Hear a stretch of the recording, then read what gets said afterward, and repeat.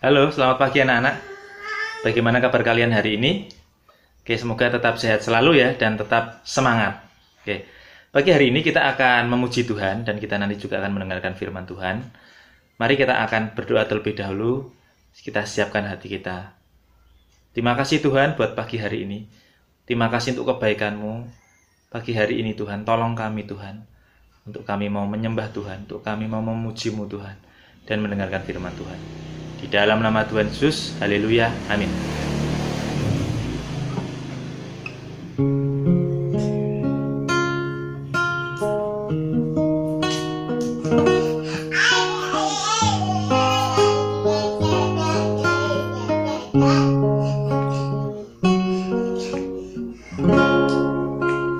Beriku hati untuk menyembah-Mu,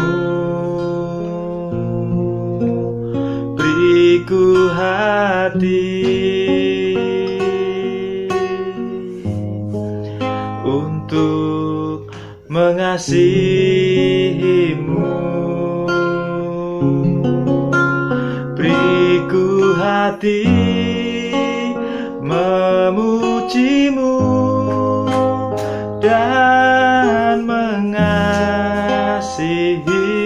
Engkau seperti wanita yang datang mengurapi-Mu. Kita nyanyikan dari awal ya. Beriku hati untuk menyembah-Mu, untuk menyembah-Mu,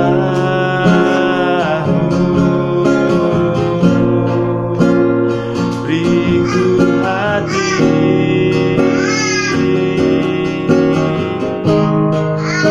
untuk mengasihi-Mu,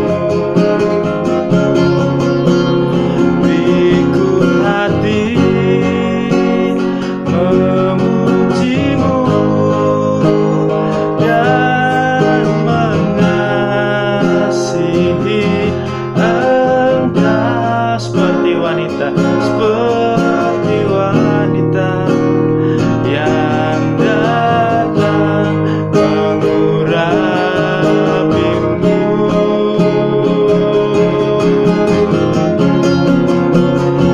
beriku hati memuji-Mu dan mengasihi Engkau seperti wanita yang datang mengurapi-Mu.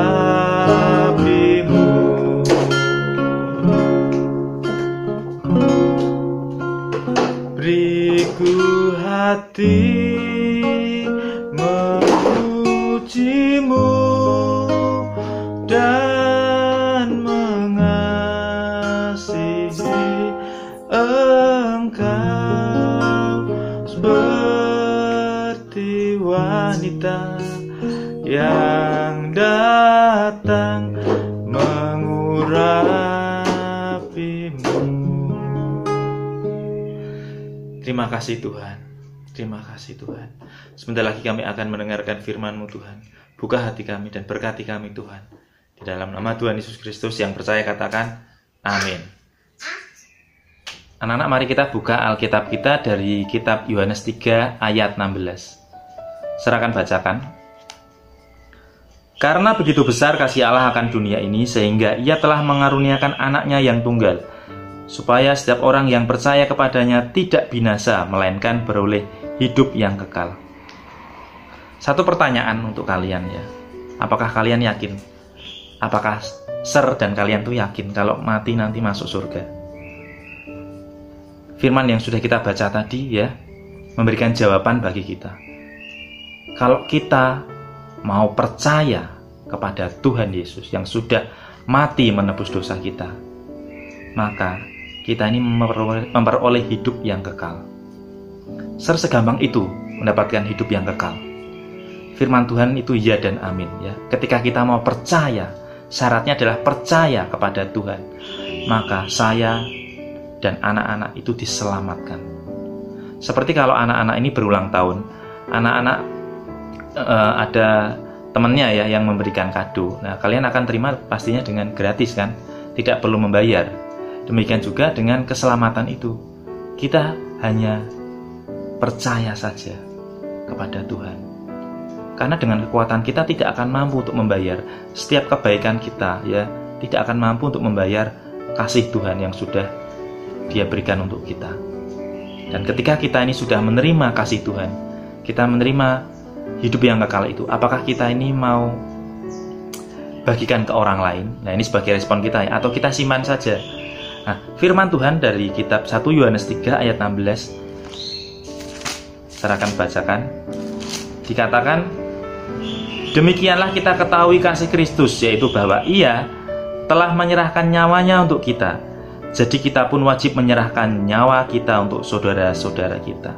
Luar biasa, ternyata Tuhan ingin supaya hidup kita ini tidak untuk diri kita sendiri. Keselamatan yang sudah kita terima tidak untuk kita sendiri. Tuhan ingin apa yang sudah kita terima dari Tuhan, keselamatan itu kita bagikan ke orang lain. Ada cerita menarik anak-anak dari seorang kepala prajurit yang waktu itu Tuhan Yesus berada di Bukit Golgota ya, sedang disalibkan. Nah, saya akan bacakan ya ayatnya dari kitab Yohanes 19 ayat 34. Tetapi seorang dari antara prajurit itu menikam lambungnya dengan tombak, dan segera mengalir keluar darah dan air. Diketahui ternyata nama orang ini adalah Longinus. Ya, ketika Longinus ini mau menancapkan tombaknya ke perut Tuhan Yesus, sebetulnya dia tuh ragu-ragu apakah mengenai perut Tuhan Yesus atau tidak, karena sebetulnya Longinus ini mengalami gangguan mata. Ya, dia tidak jelas dalam melihat. Dan ketika ternyata mengenai lambung dari Tuhan Yesus, keluarlah darah dan air, dan itu mengenai mata dari Longinus ya, dan membuat Longinus ini mengalami kesembuhan. Di saat itulah Longinus ini percaya bahwa Yesus itu adalah Tuhan. Dia juga mengalami kesembuhan berkat Tuhan Yesus. Saya akan bacakan dari kitab Markus ya, ayat Markus 15 ayat 39. Waktu kepala pasukan yang berdiri berhadapan dengan dia melihat matinya demikian, berkatalah ia, sungguh orang ini adalah anak Allah. Di kitab yang lain dari kitab Lukas pasal 23 ayat 47 dikatakan, ketika kepala pasukan melihat apa yang terjadi, ia memuliakan Allah, katanya, sungguh orang ini adalah orang benar. Longinus memuliakan Tuhan. Dia percaya bahwa Yesus itu ternyata adalah anak Allah. Anak-anak, ya, Longinus ini ternyata tidak menyimpan sendiri keselamatan yang sudah dia terima. Akhirnya dia nih mau memberitakan Injil ya ke setiap orang yang dia jumpai, dan banyak orang yang menjadi percaya. Namun juga ada orang yang tidak suka dengan dia, sehingga membuat Longinus ini harus mengalami penyiksaan, dan akhirnya dia meninggal ya sebagai seorang martir. Dan gereja Katolik memberikan gelar kepada Longinus ini dengan gelar uskup ya. Artinya uskup itu adalah orang yang suci. Dari sini kita belajar ya, Longinus ini punya hati yang rela berkorban. Seperti Tuhan sudah berkorban untuk dia, dia pun rela berkorban untuk orang lain supaya percaya dan mengenal Tuhan. Anak-anak, di hari ini kita tepat memperingati Hari Kartini ya, Hari Kartini. Kartini kita kenal ya sebagai seseorang yang mampu untuk mengangkat derajat kaum wanita. Contohnya waktu dulu itu mungkin orang-orang yang boleh bersekolah itu dari kaum laki-laki ya yang diutamakan. Tetapi kalau sekarang kalian lihat, setiap orang berhak untuk sekolah. Itu salah satu jasa dari siapa? Dari R.A. Kartini. Dia rela berkorban, memperjuangkan ya supaya terjadi kesamaan hak ya bagi kaum laki-laki dan perempuan. bagaimana dengan hidup kita anak-anak? Apakah kita ini sudah berkorban bagi orang lain? Ya. Kalau belum, mari kita mulai lakukan ya. Kita mau lakukan hal yang bisa kalian lakukan dari hal yang paling kecil ya. Ketika misalnya kita melihat ya, hari-hari ini banyak sekali terjadi bencana ya di negara kita. Bagaimana respon hati kita ketika kita mendengar bencana yang terjadi di negara kita? Ketika kita mau berdoa, mendoakan bangsa kita, kita mendoakan orang-orang yang terkena bencana, itu artinya anak-anak sudah berkorban, mengorbankan waktu kalian untuk mendoakan mereka. Ketika misalnya ada teman yang sakit, anak-anak rela mendoakan juga, itu anak-anak sudah berkorban. Ketika ada orang lain yang membutuhkan pertolongan kita ya, anak-anak rela berkorban bagi mereka, itu berarti anak-anak sudah mengorbankan ya dari diri kalian untuk bisa menolong mereka. Ketika kita ini mau mengabarkan Injil kepada teman kita, kepada orang lain, mengabarkan kabar baik, kabar keselamatan, itu juga anak-anak sudah berkorban ya, supaya orang lain itu juga percaya dan mengenal Tuhan. Dan yang bisa kita lakukan mungkin di rumah ya, mungkin terhadap orang tua, terhadap adik, ketika kita mau membantu mereka ya, supaya pekerjaan orang tua meringankan ya, pekerjaan orang tua. Atau mungkin bisa membantu adik ya, mungkin dalam belajar, mungkin adik mengalami kesulitan, ketika kalian mau menolong, itu termasuk kalian sudah rela berkorban ya. Sehingga hidup kita ini tidak bagi kita sendiri seperti firman tadi, tapi Tuhan ingin hidup kita ini juga bagi orang lain. Amin. Semoga firman Tuhan pagi hari ini bisa menjadi berkat bagi kita. Mari kita akan berdoa. Tuhan, terima kasih, kami mengucap syukur Tuhan untuk firman. Terima kasih kami boleh belajar dari kisah Longinus Tuhan, seorang kepala prajurit yang sudah diselamatkan, dan Longinus punya hati berkorban bagi orang lain. Demikian juga Tuhan untuk apa yang sudah Kartini lakukan bagi kaum wanita supaya mempunyai hak yang sama dengan kaum pria.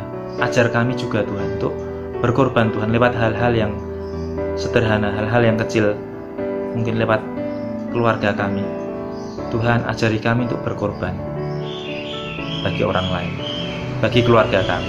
Terima kasih Tuhan Yesus untuk firman. Di dalam nama Tuhan Yesus kami berdoa. Haleluya.